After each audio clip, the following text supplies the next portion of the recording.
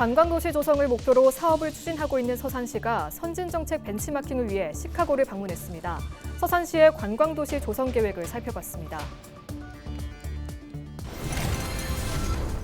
충남경찰청이 백성현 논산시장과 공무원 3명 등을 상대로 압수수색을 진행했습니다. 백 시장은 지난해 선거구민에게 선물을 제공한 혐의를 받고 있습니다.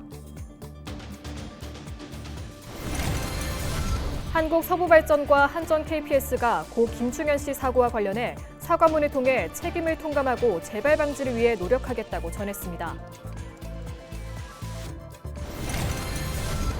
충남경찰청이 불법 도박 사이트를 운영해온 조직원 32명을 송치했습니다. 이들은 5,300억 원 규모의 도박 공간을 운영한 혐의를 받고 있습니다.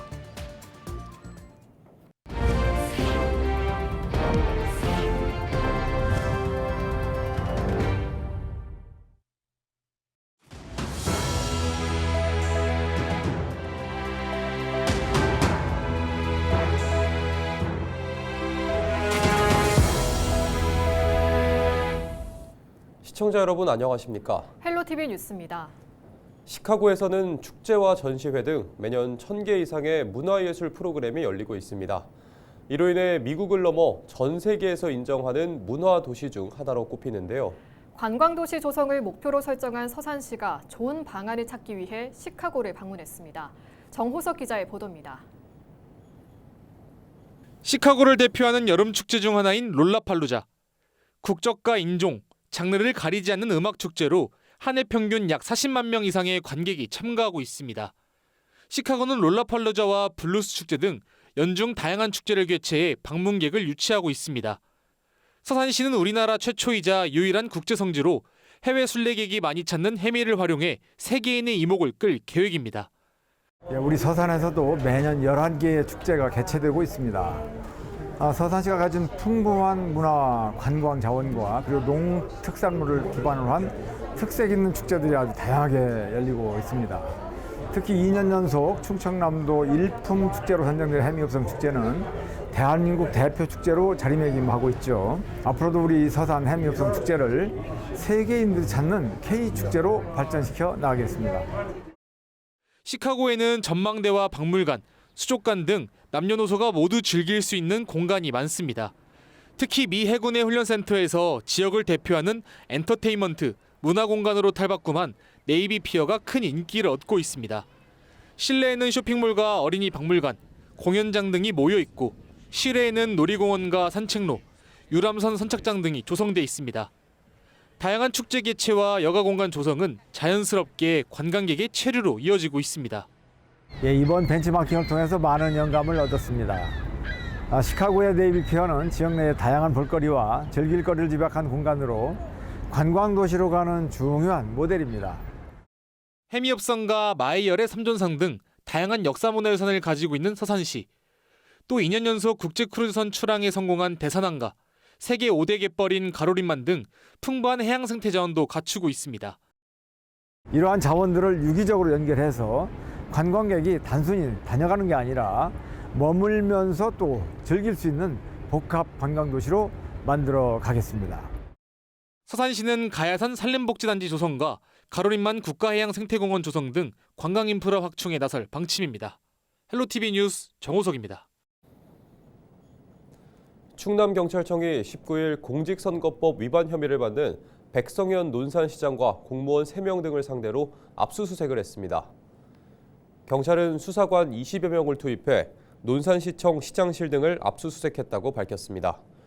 이에 앞서 충남 선관위는 백 시장이 지난해 설 추석 명절에 법적 근거 없이 선거구민에게 선물을 제공했다며 경찰에 고발했습니다.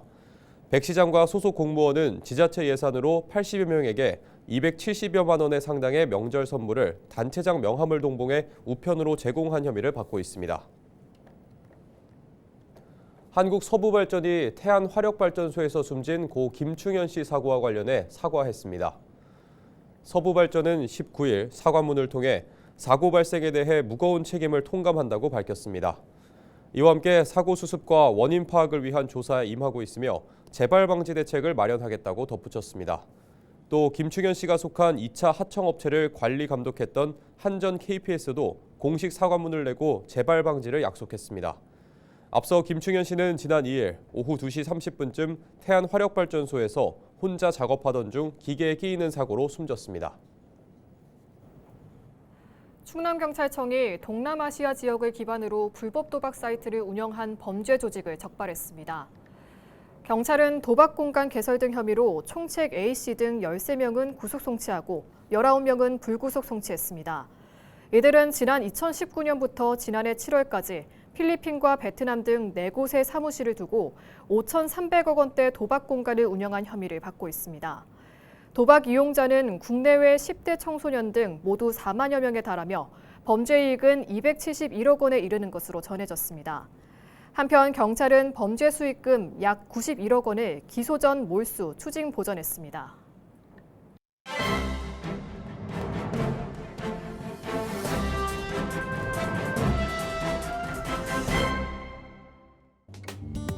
충청투데이 기사입니다. 충남도가 지천댐 지역협의체 요청으로 리얼미터에 의뢰해 지난달 30일부터 이달 5일까지 지천댐 후보지 인접지역인 반경 5km 내에 거주하는 4,506세대를 대상으로 설문조사를 실시했습니다.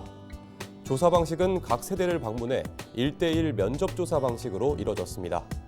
조사 결과 1,524세대가 응답했으며 이 중 76.6%인 1,167세대가 찬성한다는 의견을 냈습니다. 지역별 상세 조사 결과를 보면 청양군은 2,806세대 중 866세대가 응답했으며 찬성 77.4%, 반대 22.6%로 조사됐습니다. 부여군은 총 1,700세대 중 658세대가 응답했고 찬성 75.5%, 반대 24.5%였습니다. 지천댐 지역협의체 관계자는 이번 조사 결과를 바탕으로 도의 주민간담회 등 홍보를 통해 일부 주민들에게 잘못 알려진 정보를 바로잡을 거라고 말했습니다. 이와 함께 이번 조사가 공정성 논란이 제기되면서 협의체는 청양, 부여 등 조사 범위를 확대해 여론조사를 실시할 예정입니다. 2차 조사 결과도 찬성 여론이 높다면 도는 지천댐 건설 추진에 당위성을 확보하게 될 전망입니다. 김태흠 지사도 최근 부여 군민과 만난 자리에서 주민 다수가 찬성하면 반드시 추진하겠다는 의사를 보인 상태입니다. 지금까지 신문브리핑이었습니다.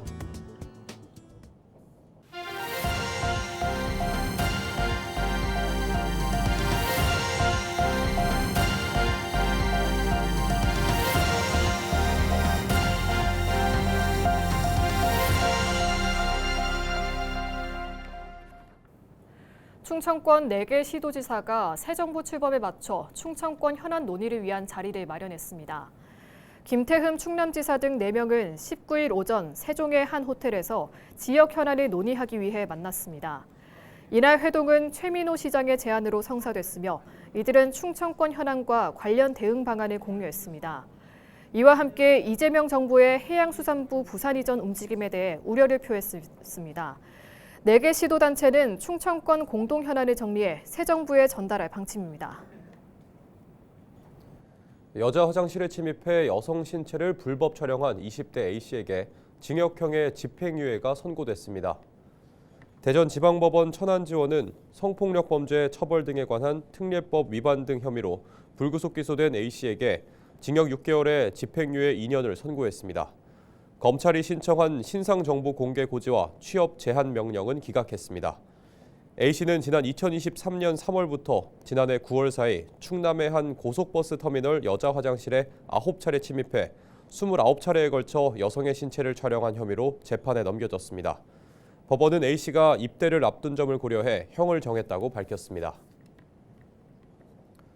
공주시 천안 논산고속도로 정안휴게소 인근을 달리던 차량에서 화재가 발생했습니다. 불은 차량을 모두 태운 뒤 소방대원에 의해 34분 만에 진화됐습니다. 이번 차량 화재로 중앙분리대 구조물도 일부가 탔으며 1시간가량 차량 정체가 빚어졌습니다. 다행히 운전자는 스스로 대피해 인명피해는 발생하지 않았습니다. 소방당국은 자세한 화재 원인 등을 조사하고 있습니다. 천안의 주거용 컨테이너에서 화재가 발생해 43분 만에 꺼졌습니다. 지난 18일 오후 6시 30분쯤 천안시 목천읍 덕전리의 주거용 컨테이너에서 불이 났습니다. 컨테이너에 거주하던 부부는 외출 후 집으로 돌아오다 화재를 발견하고 소방당국에 신고한 것으로 전해졌습니다. 소방당국은 정확한 화재 원인을 조사하고 있습니다. 충남도가 19일 내포 농생명 클러스터 그린바이오 연구시설 기공식에서 카이스트와 그린바이오 연구소 조기 설립 업무 협약을 체결했습니다. 이에 따라 카이스트는 내포 농생명 클러스터 내 그린바이오 벤처 캠퍼스에 연구소를 설립할 계획입니다. 카이스트 연구소는 벤처 창업과 기업 연구 등을 지원할 계획이며 셀트리온 충남 공장과 협업도 추진할 방침입니다. 한편 그린바이오 벤처 캠퍼스는 오는 2027년까지 8,700여 제곱미터 부지에 지상 4층, 지하 1층 규모로 건립될 예정입니다. 저희 헬로티비 뉴스에서는 산지 속값 하락으로 축산 농가가 큰 어려움을 겪고 있다는 소식 전해드렸는데요. 사료값과 부재료 등 생산 원가는 올랐지만 경기 침체와 생산량 증가로 인해 제값을 받지 못하고 있는 상황입니다. 그런데 소비자 입장에서 보면 우리가 사 먹는 소고기 가격은 여전히 부담스러운데요. 복잡한 유통 구조가 원인이라는 지적이 나오고 있습니다. 이다혜 기자가 취재했습니다. 원주의 한 고깃집, 잘 손질된 구이용 한우가 부위별로 진열됐습니다. 식당 주인이 인근 산지에서 가져온 덩어리 고기를 소비자 기호에 맞게 직접 손질해 놓은 겁니다. 선호하는 고기를 적당히 골라 식당의 상차림과 함께 즐기는 정육식당 형태입니다.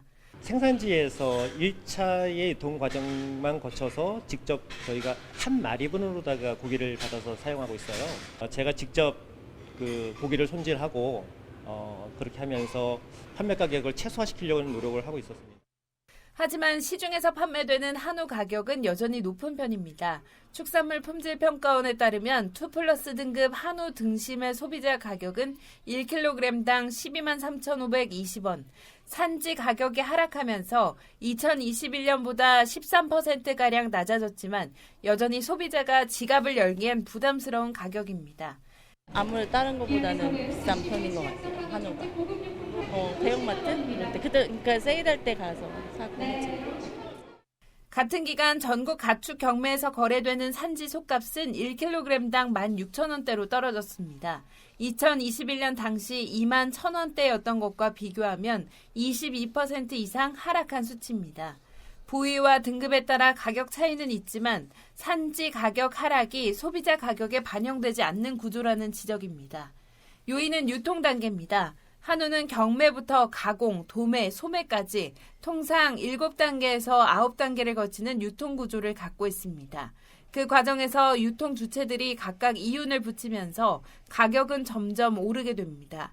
소매 단계로 가면서까지 다시 소분할로 되면서 작업을 다시 계속하게 돼요. 계속 형태가 바뀌고 그렇게 되면서 계속 노동이나 이런 데 이제 그 운영비, 경정비가 계속 추가로 투입이 되는 거거든요.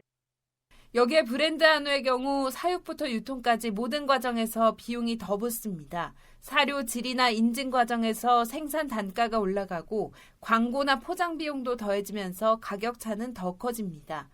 프리미엄 마케팅이 결국 소비자 부담으로 이어지는 셈입니다. 전문가들은 산지 직거래나 정육식당처럼 유통 단계를 줄이는 방식이 대안이 될 수 있다고 조언합니다. 일부 지자체와 국회에서는 농축산물 가격 급락 시 보상 제도를 추진하고 있지만 생산 원가를 안정적으로 보장하는 정책이 우선돼야 한다는 지적도 나옵니다. 경매를 통해서 가격이 결정이 되는데 이 최저 가격이 생산비가 얼마니까 최소한 가격은 얼마가 되어야지 적정하겠다라는 이런 개념이 없고 전혀 무방비 상태에서 시장에서 가격이 결정되게끔 되어 있는 이 시스템의 문제인 거죠. 농림축산식품부는 사료비 절감과 온실가스 감축을 위해 소 사육 기간을 기존 30개월에서 26개월로 줄이는 방안도 검토 중입니다. 헬로티비 뉴스 이다혜입니다. 청양군이 경로당 어르신 건강 먹거리 돌봄 시범 사업을 시행합니다. 청양군은 지역 내 경로당 10곳에 매주 수요일마다 점심 도시락을 제공할 계획입니다. 점심 도시락은 군에서 생산된 제철 농산물로 구성됐습니다.